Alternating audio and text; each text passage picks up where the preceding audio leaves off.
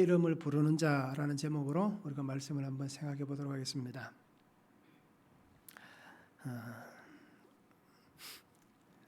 혹시 이 시를 아시는가요? 김춘수 시인의 꽃. 그죠? 다 아시죠? 꽃. 그죠? 아마 들어보셨을 겁니다. 내가 그의 이름을 불러주었을 때 그는 나에게로 와서 꽃이 되었다. 내가 그의 이름을 불러준 것처럼 나의 잎빛깔과 향기에 알맞는 누가 나의 이름을 불러다오. 그에게로 가서 나도 그의 꽃이 되고 싶다. 우리들은 모두 무엇이 되고 싶다. 너는 나에게, 나는 너에게. 잊혀지지 않는 하나의 의미가 되고 싶다. 라는 참 좋은 시입니다. 그래서 내 이름을 불러줄 때 나는 그에게 꽃이 된다. 라고 얘기를 하고 있습니다. 우리 성도님들은 본인의 이름이 잘 불려지고 있습니까? 교회는 그래도 그죠? 오면 누구누구 집사님, 누구누구 권사님 이렇게 불러줍니다. 그런데 요즘은 옛날 같지 않아서 뭐 누구 엄마, 그죠? 누구 아내, 누구 남편 이런 얘기는 잘 옛날보다는 적게 하는 것 같아요. 그래서 엄마가 되고 나면 그죠? 이름이 없다라고 얘기하시는 분들이 많던데요. 그래도 요즘은 옛날보다는 조금 좋아진 것 같아요. 그죠? 아마 매스컴을 통해서 뭐 이런저런 얘기들이 들려지다 보니까 사람들이 이름을 많이들 불러주는 것 같아요. 그래서 아마 이렇게 성인이 되고 나이가 어느 정도 든 다음에 초등학교나 중학교, 고등학교, 뭐 대학교까지도 뭐 그럴 것 같아요. 동창회를 한다면 가면 어떻습니까? 동창회 때 가면 잊어버렸던, 그죠? 오랫동안 잊고 살았던 그게 내 이름인가라고 싶을 정도로 잊고 살았던 자기 이름을 불러주면 아마 굉장히 새로울 거예요. 그래서 내가 이름을 잊고 살았구나. 또는 나도 이름이 있구나. 라는 것에 대해서 우리가 다시 한번 생각을 하는 것 같습니다.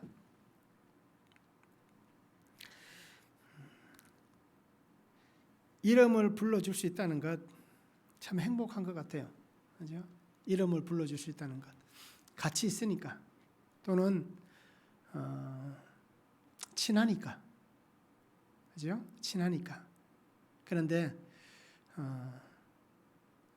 좋은 뜻으로 이름을 불러줘야 되는데 나쁜 생각을 가지고 저놈은 어떻게 해야겠다라는 이 악한 마음을 가지고 이름을 부른다면 조금 우리가 씁쓸할 것 같습니다. 그래서 우리 성도님들은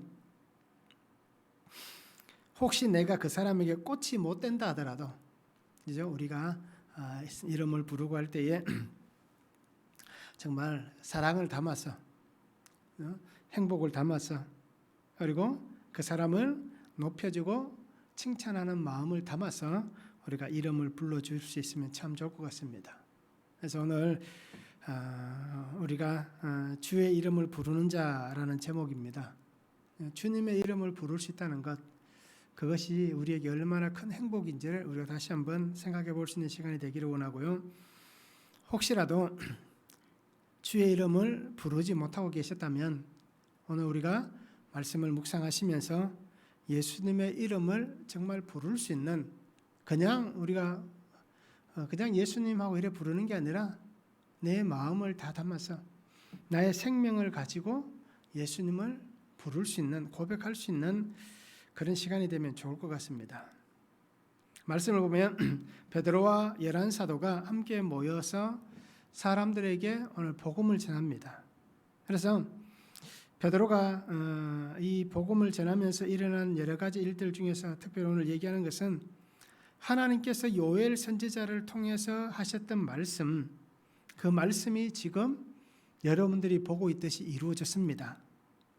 그리고 그 말씀대로 마지막 때가 되면 심판이 있을 것입니다. 라고 그렇게 선언을 합니다. 그러면서 누구든지 주님의 이름을 부르는 자는 그는 구원을 얻을 것입니다. 라고 그렇게 말씀을 전하고 있습니다. 그래서 주의 이름을 부르는 자는 첫 번째 귀를 기울일 수 있어야 됩니다. 말에 귀를 기울일 수 있어야 됩니다. 14절에서 15절에 말씀합니다. 베드로가 11사도와 함께 서서 소리를 높여 이르되 유대인들과 예루살렘에 사는 모든 사람들아 이 일을 너희로 알게 할 것이니 내 말에 귀를 기울이라. 때가 제3시니 너희 생각과 같이 이 사람들이 취한 것이 아니라 라고 말씀합니다. 성령의 임재 가운데에 제자들이 가장 먼저 한 것이 무엇입니까? 제자들은 예수님의 말씀을 붙잡고 약속하신 성령께서 오시기를 기다리면서 기도했습니다. 그래서 6월절 오순절을 지나갑니다. 그러면서 어떤 일이 벌어졌습니까? 정말 약속하신 그 성령을 받기 위해서 끊임없이 그들이 최선을 다해서 기도했습니다. 그리고는 성령의 충만함을 받은 제자들이 가장 먼저 한 것이 담대하게 자신들의 닫아두었던 문을 열고 나온 것입니다. 다락방에 모여서 기도한 그 모습은 예수님께서 말씀하셨기 때문에 그렇게 기도한 모습도 있었고, 또 한 가지 우리가 생각해 볼 수 있는 것은 예수님이 죽고 난 다음에 부활하신 이후에도 제자들은 어떻게 합니까? 모였을 때 항상 조심해서 모였습니다. 두려움을 갖고 모였습니다. 그것은 아직까지 자신들 속에 담대함이 존재하지 않았습니다. 은혜는 받았는데 그 은혜의 담대함이 그들에게 없었습니다. 그런데 성령께서 오신 이후에는 그 불의 혀같이 갈라지는 성령께서 그 속에 머물러 있는 그 순간부터 이들은 담대하게 거리로 나간 것입니다. 그래서 우리가 2장에 보면 분명히 성령의 임재가 일어났습니다. 그리고는 정말 복음을 전하는 소리입니다. 사람들이 그렇게 많이 서 있는 그 현장에서 어떻습니까? 6월절을 지나고 오순절이 지났기 때문에 예루살렘은 이스라엘의 명절을 지났기 때문에 사람들이 굉장히 많습니다. 그러다 보니까 그 많은 사람들 앞에서 나가서 이렇게 오늘 성경에 기록한 같이 각 나라의 방언으로 복음을 전한다는 것, 12사도가 나아가서 각각 다른 방언으로 말씀을 전한다는 것, 이것은 어떻게 보면 있을 수 없는 일인데 그들이 담대히 나아가서 이 복음을 전합니다. 그래서 각 나라의 방언을 듣는 사람들이, 어떤 사람들은 굉장히 놀라며 당황하였다라고 얘기합니다. 그러면서 이게 무슨 일이냐 라고 얘기를 했습니다. 그런데 어떤 부류는 어떻게 합니까? 비난하며 조롱했다라고 얘기합니다. 그러면서 이들이 새 술에 취했다라고 얘기를 하고 있습니다.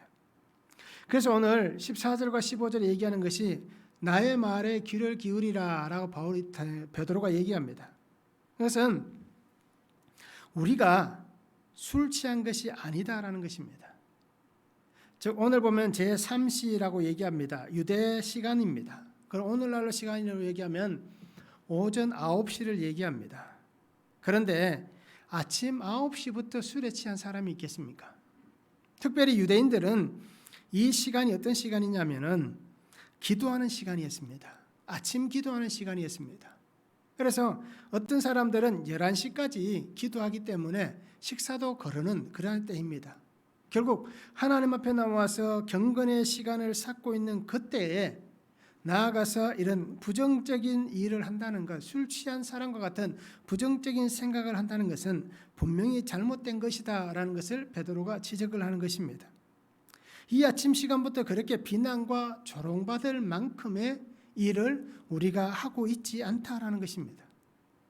우리가 알아들을 수 없기 때문에 저들이 하는 얘기가 술 취한 사람같이 그렇게 얘기하는 이상한 말을 하는 것, 그것을 들으면서도 어떻습니까? 놀라며 당황했다라고 표현한 사람이 있는가 하면 그것을 조롱하였다라고 하는 사람도 있습니다.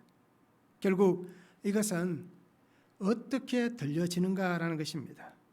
그러기에 베드로는 분명하게 그 자신들의 그 마음을 전합니다. 우리는 절대로 이러한 문제로 인해서 여러분들이 생각하고 있는 것 같이 조롱과 비난받을 일을 하고 있지 않다라는 것입니다. 자, 그리고 또 한 가지는 베드로는 군중을 향하여서 얘기합니다. 귀를 기울이라.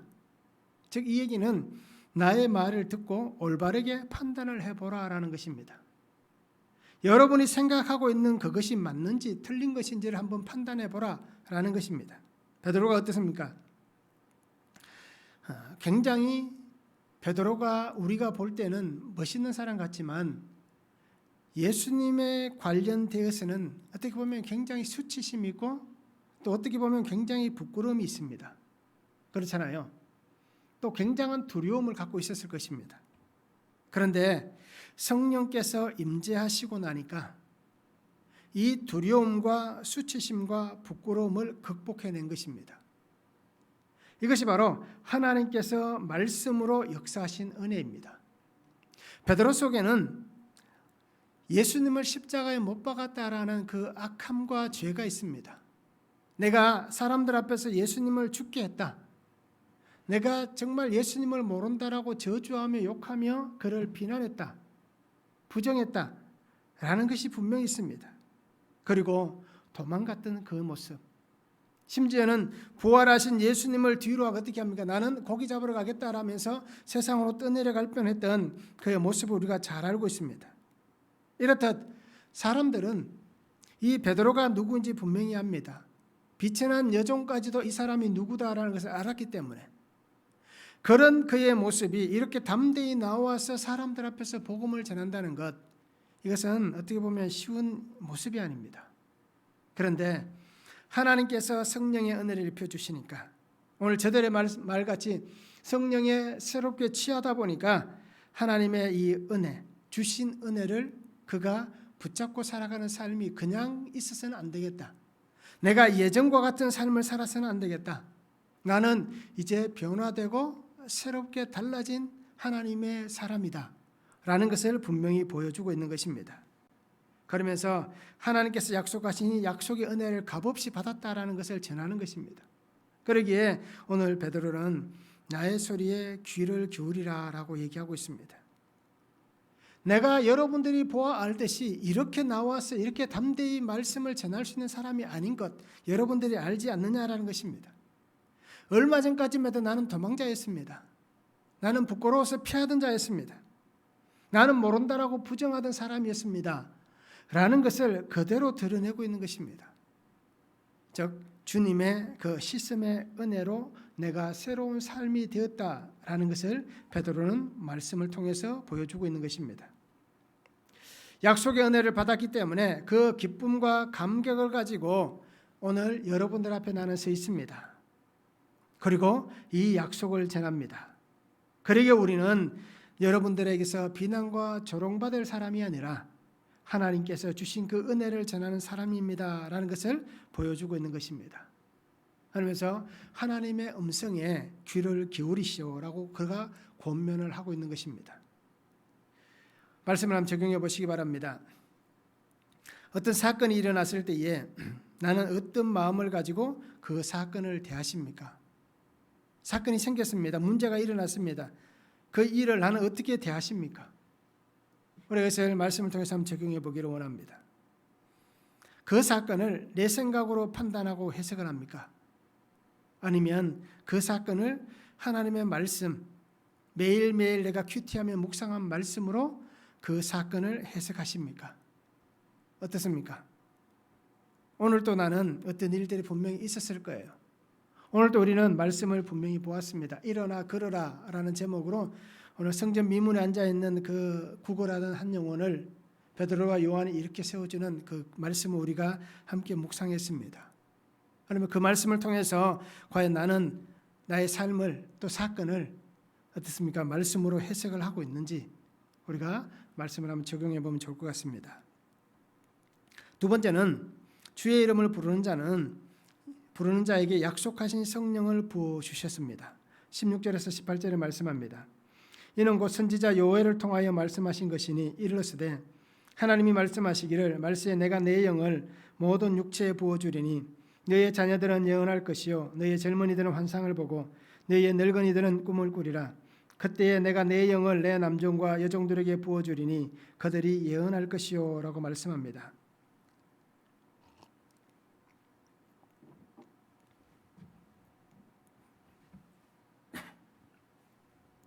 베드로는 하나님께서 행하신 이 놀라운 일에 대해서 요엘 선지자를 통해서 하나님께서 예언하셨던 것을 지금 말씀을 전합니다. 그러면서 그 예언이 지금 이루어졌다라는 것입니다. 그래서 말세에 내가 내 영을 모든 육체에 부어주리니라고 말씀합니다. 말세가 언제입니까? 2000년 전인 이때도 말세다라고 표현했습니다. 지금도 우리는 이 말세의 때를 살아가고 있다라고 얘기합니다. 그리고 아마 우리가 이 땅에서 다 죽고 난 다음에도 주님께서 재림하시지 않았다면 우리 후대에도 그들이 살아가는 시간을 말세다라고 얘기할 겁니다. 이 말세란 단어는 두 단어의 합성어입니다. 그래서 말과 새의 단어가 나뉘어지는 겁니다. 헬라어로 볼 때 그렇다는 얘기입니다. 그래서 가장 먼, 마지막에, 또 맨 끝, 최후라는 뜻의 말입니다. 그리고 새는 어떤 시간, 24시간의 날짜를 얘기할 때 이 새라고 얘기합니다. 결국 어떻습니까? 이 한 단어, 말세라는 이 단어는 가장 끝의 시간, 맨 마지막 날, 최후의 순간이다라고 우리가 생각해 볼 수 있습니다. 즉 다르게 얘기하면 심판 전이다라는 것입니다. 심판이 있는 그때, 심판 전의 시간, 이것을 말세다라고 우리가 말을 할 수 있습니다. 그리고 이 단어에 보면 재림과 심판의 날이다라는 뜻도 포함되어 있습니다. 결국 말세란 것은 가장 마지막 순간대를 얘기합니다. 그러면 지금 우리가 살아가고 있는 시간이 우리 생각에 어떻습니까? 마지막 때라고 생각되십니까? 아마 입으로는, 생각으로는 마지막 때입니다라고 얘기하지만 아직은 마지막 때가 아닙니다라고 우리가 여기실 겁니다. 왜요? 내가 살아있으니까. 내가 조금 더 살아야 되니까. 그렇죠? 내가 이 땅에서 누릴 게 아직도 많이 남았으니까.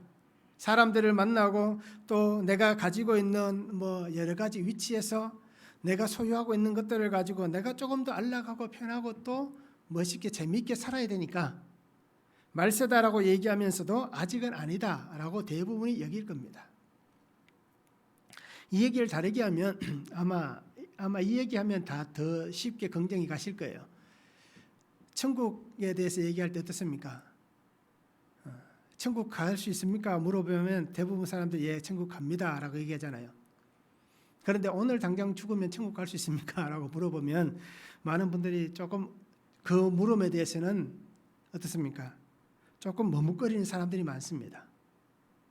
왜냐하면 내가 살아가고 있는 삶의 행위가, 그죠? 내가 생각해도 믿음의 행위에서 조금 벗어난 삶의 모습이 여전히 있기 때문에 천국에 대한 그 기대감이 나에게 어떻습니까? 갈 수 없을 것 같은 그러한 모습으로 다가오는 겁니다. 그런데 우리가 알듯이 천국은 어떻습니까? 죽으면 다 갑니다. 하나님을 믿는 그 믿음으로 갑니다. 내 믿음의 삶의 모습이 하나님 보시기에 죄가 있고 정직하지 못하고 악하다 할지라도 내가 예수 그리스도를 믿는 그 믿음의 고백, 그 믿음의 고백으로 오늘 나는 죄 가운데 거한다 할지라도 천국에 갈 수 있는 겁니다. 왜요? 주님이 나를 건져주시기 때문에. 그러기에 오늘 우리가 아직까지 그러한 믿음이 불확실한 것은 내 생활이 그 믿음의 분량에 차지 못하기 때문에 우리가 그렇게 고민을 하는 것 같습니다. 하나님은 선지자를 통해서 예언하셨습니다. 그래서 하나님의 시간에 하나님의 때에 가장 적절하게 약속하신 성령의 은혜를 부어주셨습니다. 그리고 부어주실 것입니다. 그러면서 모든 육체에 부어주셨다라고 분명히 말씀합니다. 그러기에 이 모든 육체란 것은 어떻습니까? 살을 가진, 몸을 가진 또는 인간성을 가진 모든 인간, 모든 사람, 모든 인류가 더 나아가면 모든 피조물이 하나님이 그 육체를 가진 존재다라고 우리가 얘기해 줄 수가 있는 것입니다. 그래서 베드로는 제자들과 성도들에게 일어난 이 하나님의 역사, 이 은혜가 요엘 선지자를 통해서 예언하셨던 내가 내 영을 모든 육체에 부어주겠다라고 약속하셨던 이 약속이 여러분들이 보는 것 같이 봐라, 제자들이 12명이 나와서 말씀을 전하는데 각기 다른 방언으로 얘기하지 않느냐. 이것이 바로 하나님께서 요엘을 통하여 주셨던 그 말씀이지 않느냐. 그리고 이 말씀이 분명하게 이루어졌고 또 계속해서 이 말씀의 역사가 흘러갈 것이다 라는 것을 분명히 전하고 있는 것입니다. 그래서 성령의 임재는 남녀노소를 가리지 않습니다. 신앙의 연수를 따지지 않습니다. 그 삶의 환경을 따지지 않습니다. 하나님의 그 역사하심과 임재하심은 모든 것을 뛰어넘어서 역사하십니다. 그러기에 이것이 하나님의 은혜이고 하나님의 선물인 것입니다. 환경에 맞게 남녀노소의 차이가 있게, 그리고 모든 것이 아닌 구별되어 특별히 이런 사람들 저런 사람들에게만 이라고 얘기한다면 그 하나님의 은혜라고 얘기할 수 없는 것입니다. 그러기에 하나님의 이 임재하시는 이 은혜는 하나님의 권능 안에서 분명히 주어진 것입니다. 그러기에 하나님께서 부어주신 이 영을 통하여서 가치관이 말씀의 가치관으로 바뀌어가는 것입니다. 그 가치관이 바뀜을 통하여서 하나님의 뜻을 바르게 세워갈 수 있는 것입니다. 그 가치관을 통해서 하나님 뜻을 바르게 세웠다면 그 삶의 자리가 자신의 경험과 방법을 가지고 사는 것이 아니라 하나님이 주시는 이 은혜, 말씀을 따라서 그 말씀에 의지해서 그 말씀이 이끄는 대로 순종하여 나아가는 것이 바로 성령의 임재 가운데 살아가는 삶입니다. 그것이 바로 이 제자들을 통해서 보여진 것입니다. 성령의 임재하시는 그 은혜로 인하여서 파괴되고 사라지고 내일의 소망과 희망이 없는 삶 속에 하나님은 내일에 대한 희망과 소망을 주시는 겁니다. 파괴되고 무너져 있는 그 삶이 새롭게 중건되게 하시는 그 은혜를 하나님께서 주시는 것입니다. 요엘 선지자 시대도 분명히 그 나라가 멸망할 때입니다. 어려움을 당하는 때입니다. 그 땅에 하나님의 백성들이 더 이상은 발붙일 곳이 없는 그 상황이 생겨나는 때입니다. 그런데 하나님께서 그렇게 말씀하시면서 어떻게 합니까? 또다시 하나님이 세워가시는, 또다시 하나님께서 이루어 가시는 그 은혜들이 분명히 있음을 보여준 것입니다. 그러기에 지금 하나님은 이 제자들을 통하여서, 사도들을 통하여서 요엘 선지자의 이 말씀을 가지고 이 땅에 하나님의 이 놀라운 뜻들이 다시 세워질 것이고, 예수 그리스도를 통하여서 파괴되고 무너지고 삶의 소망과 희망이 없는, 내일이 없는 자들에게 하나님은 새롭게 그 은혜들을 부어주실 것이다. 그리고 그 뜻이 하나님 안에서 완성되어져 갈 것이다 라는 것을 분명히 말씀하시는 것입니다. 그리고 오늘 하나님은 이 모든 사람들, 하나님이 택하신 하나님의 영원한 생명 가운데로 들어가는 수많은 사람들, 그 한 사람 한 사람, 그 한 영혼 한 영혼에게 동일하게 이 은혜를 부어주시는 것입니다. 자격 없는 또는 받을 수 없는 사람이 없다는 겁니다. 누구든지 자격이 없어도 받을 수 없다라고 여기는 사람이 있다 할지라도 누구든지 그 한 영혼에게 하나님은 값없이 약속하신 이 성령을 부어주시는 것입니다. 그러기 오늘 우리도 분명히 말씀을 잘 보시기 바랍니다. 내가 정한 기준, 우리가 정한 기준이 있는 것은 안 되는 것입니다. 신앙 안에서의 기준은 하나님께서 주시는 기준입니다. 그것이 성경의 말씀입니다. 우리의 삶의 기준도 하나님 주신 이 말씀이 기준이 되어야 되는 것입니다. 이 하나님의 주신 이 기준은 우리가 정한 기준과는 상상할 수 없는 겁니다. 우리는 어떻습니까? 내가 조금 기분 나쁘고 내가 조금 마음이 안 들면 다 잘라낼 수 있잖아요. 아, 너는 안 돼, 너는 안 돼, 너는 나와 함께 할 수 없어라고 우리는 그들을 밀어낼 수 있습니다. 그런데 하나님은 어떻습니까? 우리와 다르기 때문에 그렇게 하시지 않는다는 것입니다. 베드로는 이 하나님의 은혜, 이 약속, 이 놀라운 일들이 지금 여러분이 보는 이 사람들을 통해서 이루어졌고 여러분들에게도 분명히 이루어질 것입니다. 그러기에 술 취한 것이 아니라 하나님의 은혜 안에 새롭게 변화된 사람들의 모습이다라는 것을 강조하고 있습니다. 하나님께서 임재하시고 성령의 임재가 일어나면 우리의 삶은 달라져야 되는 것입니다. 달라지는 것입니다. 그런데 중요한 것은 새롭게 변화시켜 가는 것이 아닙니다. 내가 주의 은혜를 받았기 때문에 성령께서 나와 함께 하시고 내가 예수 그리스도를 주로 고백하고 있기 때문에 내가 새롭게 변화되어 가야 된다라고 해서 내가 만들어 가는 것이 아닌 것입니다. 내가 만들어 갈 수 있다면 그것은 하나님 주신 은혜가 아닙니다. 사람은 우리가 그렇게 얘기하잖아요. 성격이 바뀌지 않는다라고 얘기하잖아요. 성질대로 예수 믿는다라고 얘기하잖아요.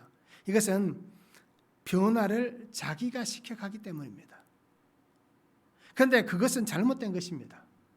예수를 믿고 예수 그리스도가 나의 주라고 고백하는 그 사람은 우리가 알듯이 내가 변화되는 것이 아니라 하나님께서 나를 변화시켜 가는 것입니다. 그러기에 10년 전에 내가, 5년 전에 내가, 오늘의 내가 다른 것입니다. 그리고 앞으로 1년 뒤에 내가 다르고 5년 뒤, 10년 뒤에 내가 달라지는 것입니다. 왜요? 하나님께서 나를 그렇게 변화시켜 가시기 때문에.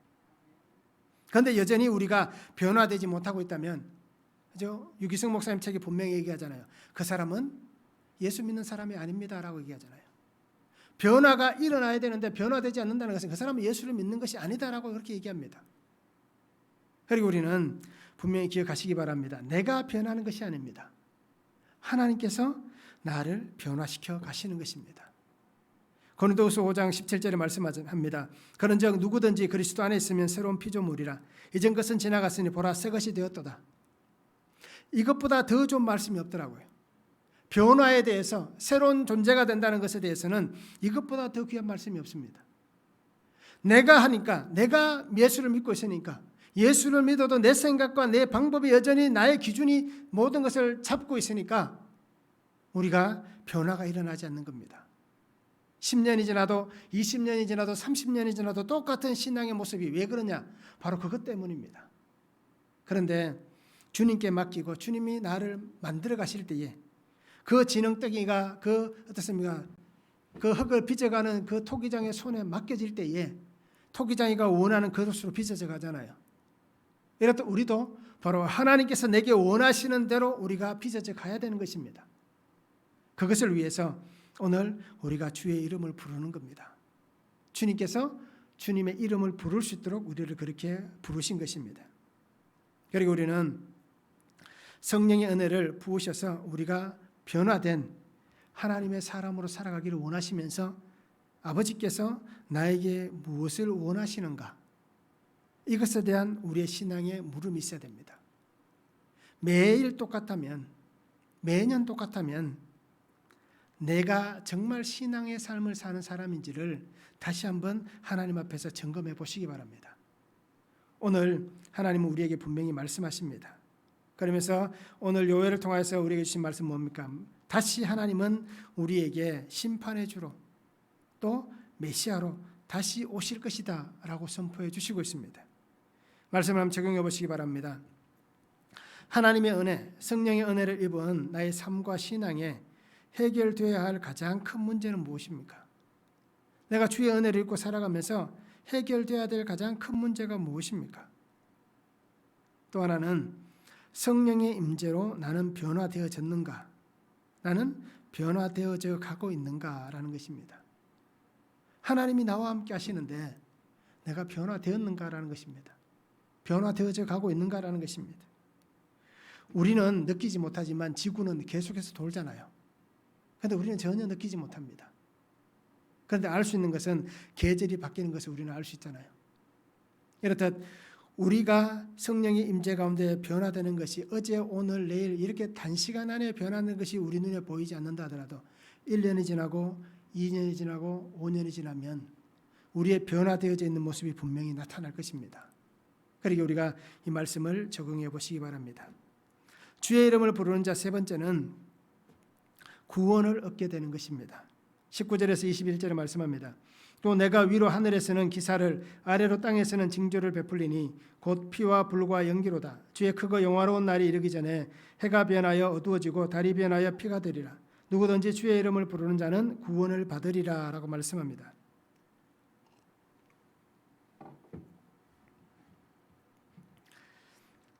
하나님께서는 오늘 마지막 날 심판의 날에 행하실 일들을 분명히 말씀하시고 있습니다. 하나님의 피조 세계 안에 하나님께서 행하신 일들, 또 표적과 기사들, 이 모든 일들이 하나님께서 원하시고 하나님이 계획하시고 하나님이 주관하시는 그 가운데 분명히 그 때에 되었음을 말씀해 주시고 있습니다. 하나님께서는 오늘 이 요엘 선지자를 통해서 하신 말씀이지만 이 말씀이 분명히 예수 그리스도의 십자가 사건에서 이루어졌음을 보여주십니다. 그때 일어났던 사건임을 다시 한번 말씀합니다. 어떻습니까? 하늘에서는 기사를, 아래로 땅에서는 징조를 베푼다라고 얘기합니다. 곧 피와 불과 연기다라고 얘기합니다. 그리고 해가 변하여 어두워지고 달이 변하여 피가 된다라고 얘기하고 있습니다. 이 말씀이 누가복음 23장 44절에 보면 때가 제6시쯤 되어 해가 빛을 잃고 온 땅에 어둠이 임하여 제9시까지 계속하며 라고 말씀합니다. 예수 그리스도께서 십자가에서 죽는 그 순간에 해가 빛을 잃었습니다. 땅에 어둠이 가득했습니다. 즉 피와 불과 연기와 같은 이 사건이 일어난 것입니다. 이것은 요엘 선지자를 통하여서 하나님이 하신 말씀이지만 분명히 하나님의 때에 그렇게 된 것입니다. 바로 이 놀라운 사건이 오늘 우리의 삶에도 일어날 수 있고요. 또 앞으로 다가올 시대에도 이 놀라운 일들이 동일하게 일어날 수도 있습니다. 바로 이 사건은 생명과 진리가 떠나간 것입니다. 하나님의 은혜가 순간적으로 사라진 것입니다. 그리고는 악함과 죄가 세상을 덮습니다. 실제로 예수님의 죽음을 통하여서 사탄은 자신들이 승리했다라고 여겼을 것입니다. 그래서 예수님의 부활하신 그 부활의 시간까지 자신들이 이겼다라고 여기면서 이제는 세상이 우리의 것이다라고 통치하려고 아주 기뻐했을 것입니다. 그런데 예수님께서 어떻게 하셨습니까? 사흘 만에 죽음의 권세를 깨뜨리시고 부활하셔서 승리하심을 통하여서 이 땅에 있는 이 모든 악함과 죄가 떠나가는 이것을 하나님께서 물리치시는 그 모든 것이 심판을 맞게 하시는 그 일들을 행하셨습니다. 즉 그때가 바로 말세였습니다. 그리고 지금도 말세입니다. 그러기 오늘 하나님은 우리에게 이 생명의 역사가 일어나는 이때에 오늘 우리에게도 이 죽음의 때와 같은 일들이 우리 가운데 일어날 수 있다라는 것입니다.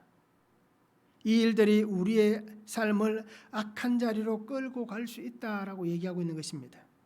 그래서 하나님께서는 이 마지막 때에 하나님께서 허락하신 삶의 시간 안에서 모든 육체가 무엇을 해야 하는가라는 그 질문을 오늘 우리에게 다시 던지고 있습니다. 그럴 때 여러분들 어떻게 하겠습니까? 하나님께서 이렇게 이 영화로운 날이 이르기 전에 해가 변하여 어두워지고 달이 어떻습니까? 변하여 피가 된다라고 얘기하는 모든 것들이 정말 이 암담함에 처하는 이때에 여러분들은 어떻게 하겠습니까? 하나님께서 주신 이 생명의 은혜를 얻기 위해서 이 생명의 은혜를 입기 위해서 여러분들은 어떻게 하시겠습니까? 라고 우리에게 묻고 있습니다. 그때 우리 어떻게 하시겠습니까? 그때에 주의 이름을 부르셔야 되는 겁니다. 주의 이름을 불러야 되는 겁니다. 이 암담한 시간 속에 주의 이름을 불러야만 이 암담한 환경이 떠나가는 겁니다. 이 어려움 속에서 주의 이름을 불러야만 이 어려움이 떠나가는 것입니다. 생명이 아닌 죽음이 있는 이 땅에 주의 이름을 불러야만 죽음이 떠나가고 생명이 새롭게 회복되어지는 것입니다. 그러기 오늘 하나님은 베드로와 열한 사도의 그 입을 통하여서 특히 요엘 선지자의 이 입을 통하여서 예언했던 이 말씀을 가지고 오늘 주의 이름을 부르게 하십니다. 그리고 누구든지 그 이름을 부르는 자에게 구원의 은혜를 주시는 그 복을 선포해 주신 것입니다. 하나님은 예수님의 죽음을 통해서 세상을 회복시켜 주셨습니다. 하나님은 그 권능 안으로 예수 그리스도의 그 죽음으로 회복되어진 모든 영혼들, 하나님이 부르시는 그 사람들이 그 부르심에 응답하여서 주의 이름을 부르는 모든 영혼들을 하나님의 권능 안에 안아주시고 있는 것입니다. 그래서 하나님 앞에서 구원을 얻기 위해서는 오늘 주의 이름을 불러야 하는 것입니다. 바로 그것을 베드로는 전하고 있는 것입니다. 여러분들이 우리가 이렇게 성령에 취해서 정말 이렇게 여러분 각 나라의 방언을 가지고 얘기하는 이것은 하나님께서 우리를 구원하시기 위해서 우리를 불러주셨을 때에 우리도 그 부르심 앞에서 예수님의 이름을 붙잡고 기도하고 예수님의 이름을 부르는 것 같이 여러분들도 우리와 같이 이 예수님의 이름을 불러서 함께 하나님의 구원의 은혜를 누리며 하나님의 백성된 삶을 살아갑시다 라는 것을 분명히 전하고 있는 것입니다.